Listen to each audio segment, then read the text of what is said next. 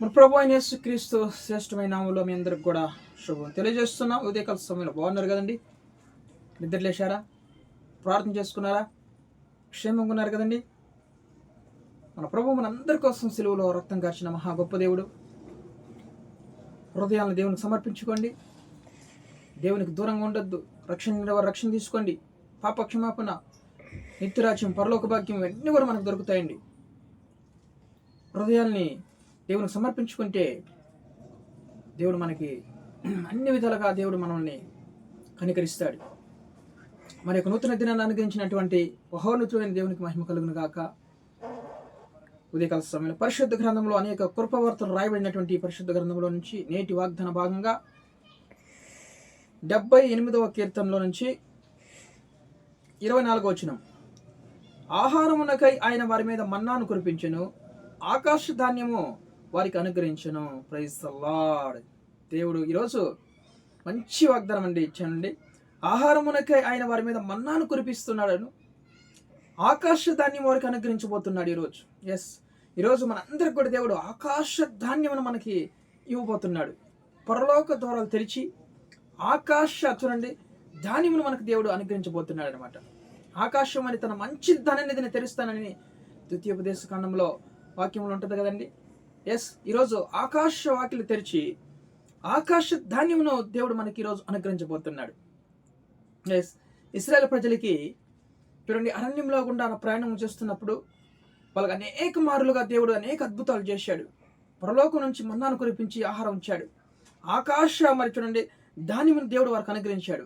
అయినా కూడా ఇశ్రాయేలు ప్రజలు దేవుణ్ణి పలుమారులు శోధిస్తూ వస్తున్నారు, పలుమారులు పరీక్షిస్తున్నారు, దేవునికి కోపం రేపుతున్నారు. దేవుడు అరణ్యంలో మనకు ఆహారం పుట్టించగలడా? నీళ్ళు ఇవ్వగలడా?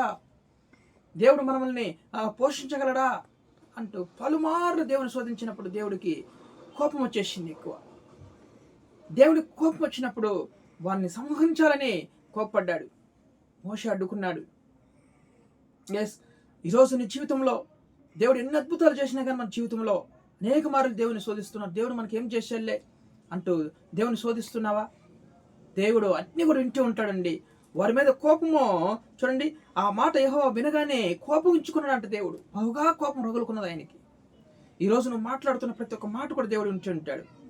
మలాకి గ్రంథం 3:16లో చూడండి, దేవుని బిడ్డలు ఒకరితో ఒకరు మాట్లాడుతుంటుండగా ఆయన శివయుగ్గా ఆలకిస్తారని చెప్తుంది దేవుని లేఖనాలు. కాబట్టి చాలా జాగ్రత్తగా దేవుడు చేసిన మేలుని దేని మరొక 103 కీర్తనలు ఏముంటది, ఆయన చేసిన ఉపకారం దేనిని మరొకమన్నారు. అనేక మార్లు దేవుడు చేసిన మేలును మర్చిపోయారనని ఈ 78వ కీర్తన అంతా కూడా ఆశాపుగా రాస్తున్నాడు కీర్తన. చూడండి, దేవుడు చేసిన మేలుని అనేక మార్లు వాళ్ళు మర్చిపోయారంట. దేవుడు చేసినటువంటి అద్భుతాలు మర్చిపోయారంట.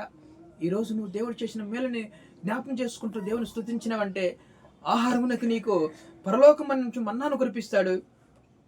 ఆకాశ ధాన్యం దేవుడు నీకు అనుగ్రహించబోతున్నాడు. ఆయన చేసిన మేలు జ్ఞాపకం చేసుకుంటావా? దేవుని స్తుతిస్తావా? ఇశ్రాయేలు ప్రజలు ఆ కాలంలో అరణ్యంలో వాళ్ళు నోటి మాటతో వారు ఆయన ముఖస్థుతి చేశారంతే. దేవుని స్తుతిస్తాంలే, చేస్తాంలే అనేటువంటి నోటి మాట ద్వారా దేవుణ్ణి చెప్పారు కానీ ముఖస్థుతి చేశారు కానీ హృదయపూర్వకంగా మోకరించి దేవుణ్ణి స్తుతించలేదు, ఆరాధించలేదు. దేవుడు చేసిన మేలును బట్టి వాళ్ళు మర్చిపోయారు, ఏది కూడా జ్ఞాపకం చేసుకోలేదు.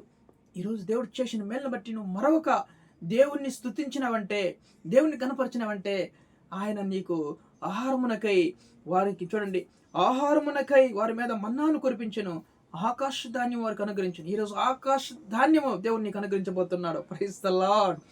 ఆకాశ ధాన్యము ఈరోజు దేవుడు నీకు అనుగ్రహించబోతున్నాడు. అయితే దేవుని నేను విశ్వాసం ఉంచుతావా? నమ్ముతావా? లేదు. ఇశ్రాయేలు ప్రజలు అరణ్యంలో దేవుని శోధించినట్లు పరుమాలు శోధిస్తావా?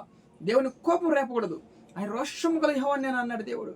ఆయన కోపం రేపక ఆయన స్తుతిస్తూ ఆయన్ని మనం ఘనపరుస్తూ ఉన్నప్పుడు ఖచ్చితంగా దేవుడు ఆకాశం నుంచి మన్నాను నీ కురిపిస్తాడు. నీ జీవితం, నీ కుటుంబంలో ఈరోజు మన్నాను కురవబోతుంది.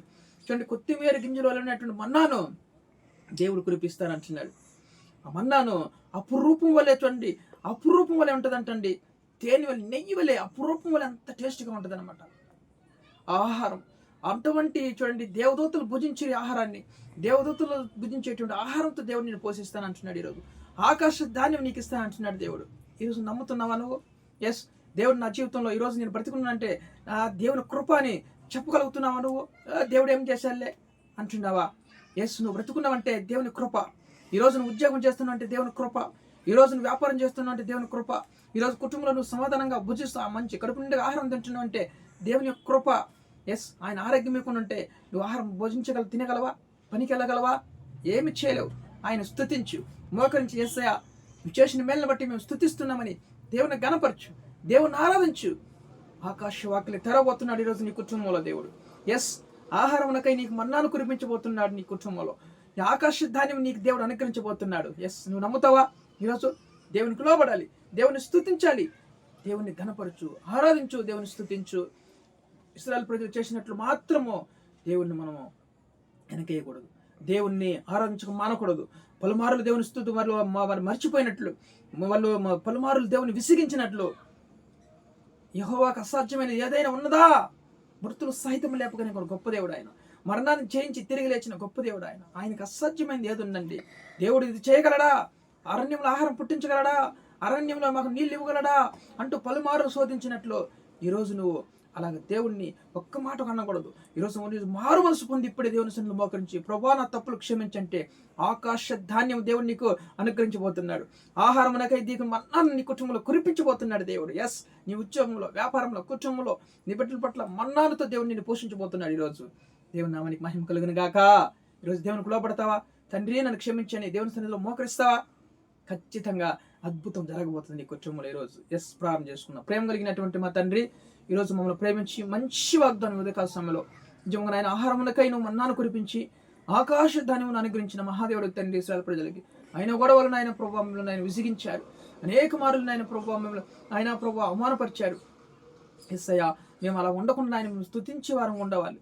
అయ్యా మేము గణపరిచే వారం ఒక స్థుతి చేయకుండా ఆయన ఖచ్చితంగా మోకరించి ఆరాధించి మేము స్తుతించి గణపరిచే వారం ఉండడానికి కృప చూపించండి ప్రభా. దయచేసి ఉద్యోగం లేని ఉద్యోగం దయచేయండి, వివాహం కాని వారికి వివాహం దయచేయండి, గర్భఫలం లేని వారికి గర్భఫలం దయచేయండి, గర్భిణీ స్త్రీలు ముట్టి సుఖ ప్రసవాన్ని అనుగ్రహించండి.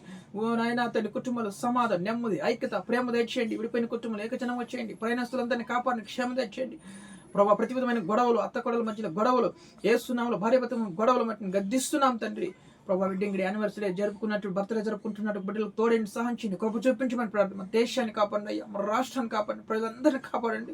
ఈ రోజు నాయన ఆకాశ ధాన్యం నాయన తెరిచిన ఆయన అనుగ్రహించిన ఆయన ఆకాశ ధాన్యాన్ని నాయన ఈరోజు అనుగ్రహించబోతున్నందుకు వందలు. నిశ్చయంగా మీరు నమ్ముచున్నంత నీ వాగ్దానాన్ని మా పట్ల నెరవేర్చండి. అయా సేవకుల్ని, సంఘాలన్నింటినీ కూడా దీవించి ఆశీర్వించి క్షేమం తెచ్చమని, ఆరోగ్యం లేని వరకు మంచి ఆరోగ్యం తెచ్చండి, రోగులందరినీ స్వస్థపరచమని, కృప చూపించమని యేసయ్యా మీకు వందనాలు చెల్లిస్తూ యేసుక్రీస్తు జీవం కలిగిన నామములో ప్రార్థన అడిగి వేడుకొని పొందిన పరలోకపు తండ్రి, ఆమేన్.